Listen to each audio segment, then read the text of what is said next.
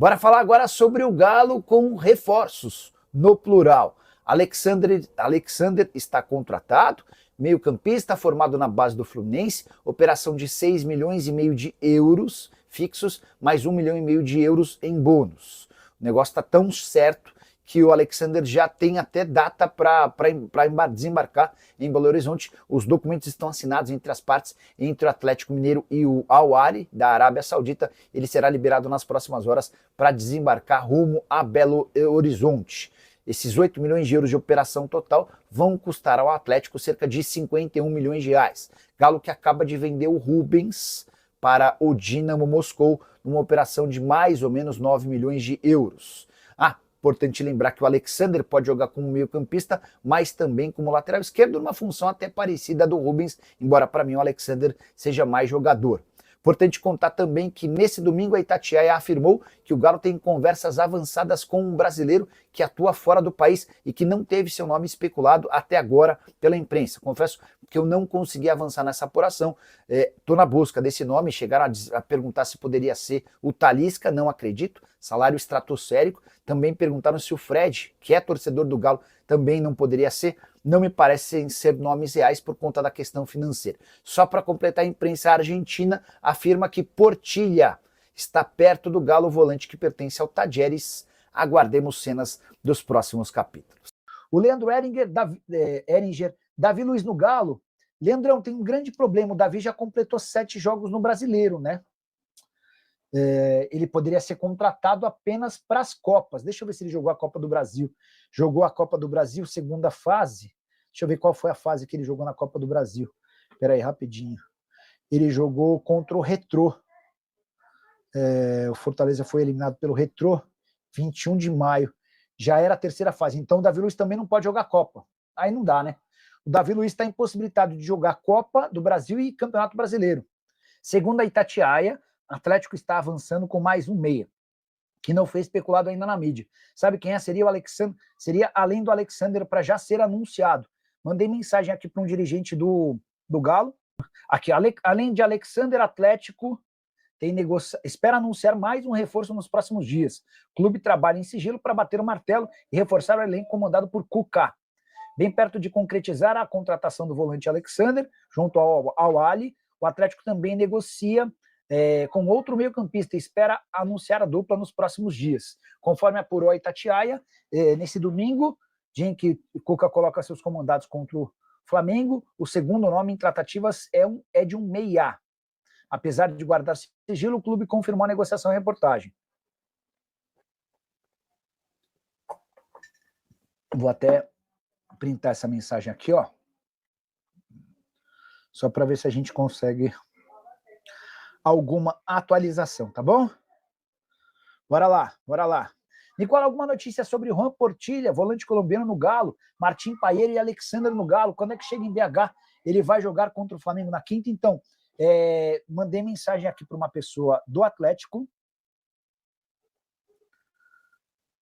Espera aí.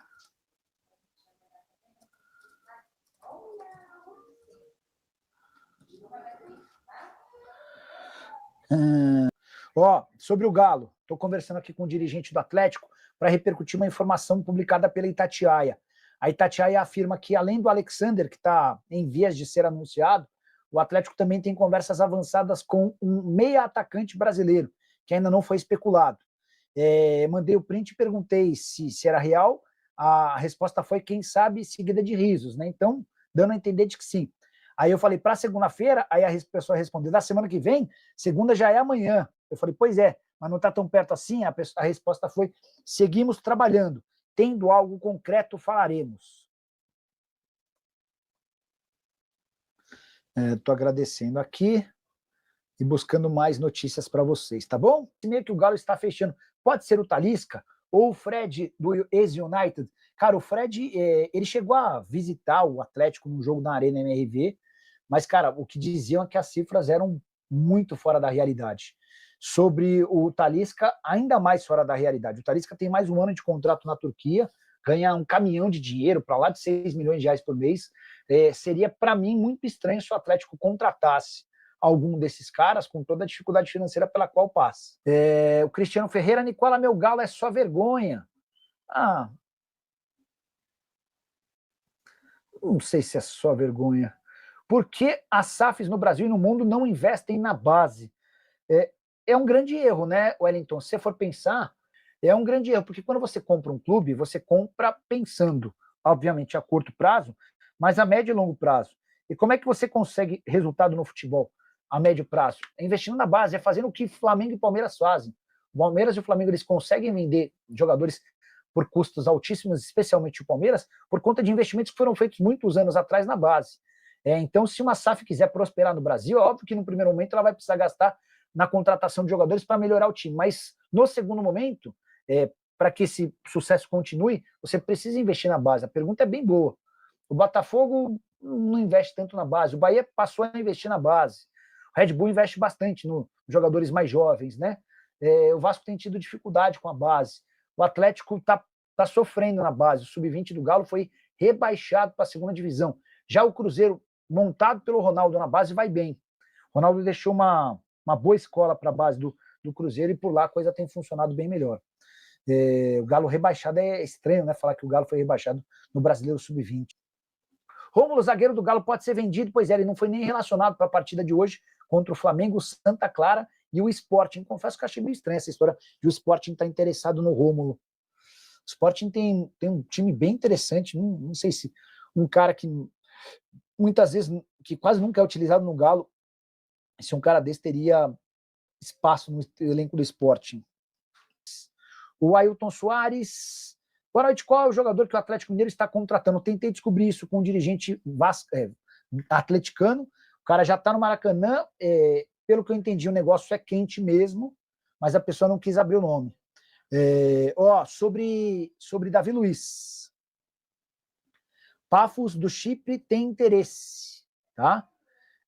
Eu consegui a confirmação de que o Fortaleza e o Davi Luiz discutem uma rescisão de contrato amigável, embora isso ainda não esteja definido, e que o Paphos do Chipre tem interesse.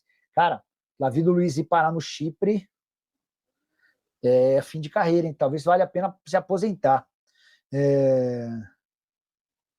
Volta o Lianco. Sai o Saravia? Sai o Igor Rabelo? Joga de novo com 3 zagueiros? Abre um cadinho mais? E aí, Ale?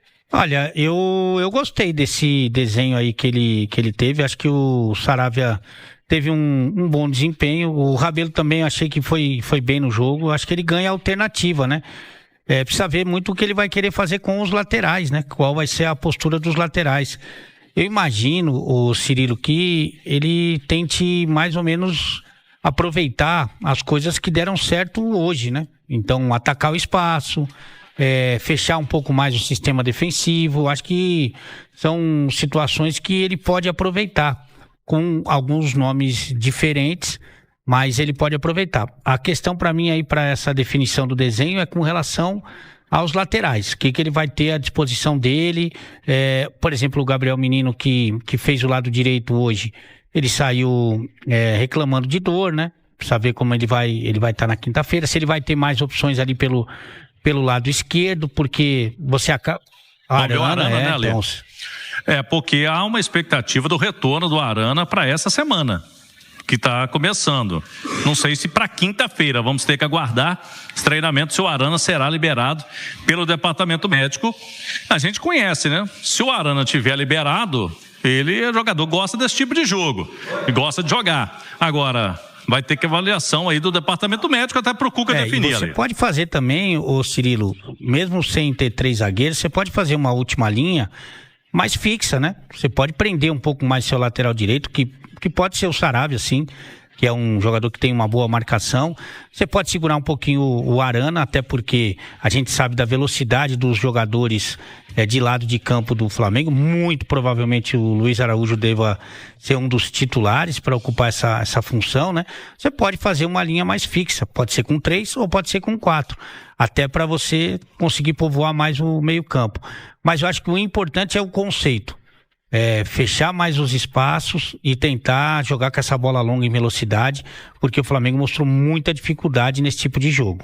É isso aí então, torcedor do Galão da Massa. O Galo fecha a contratação de Alexandre e segue aí na busca de mais um reforço para esta temporada. O Galo que perdeu aí a partida contra o Flamengo no Maracanã pelo Campeonato Brasileiro, agora já se prepara para a Copa do Brasil, onde não pode cometer os mesmos erros da partida de ontem à noite, onde o Galo perdeu uma chance incrível ali com o Rony, onde poderia ter colocado o Galo em vantagem na partida e quem sabe até conseguir vencer o Flamengo fora de casa pelo Campeonato Brasileiro, né? Ou até conseguir aí um empate, né? Não estaria aí de ruim tamanho. Mas deixa aí sua opinião nos comentários sobre o reforço do Galo. Não esqueça de se inscrever no canal, ativar o sininho de notificações e deixar aquele like aí também.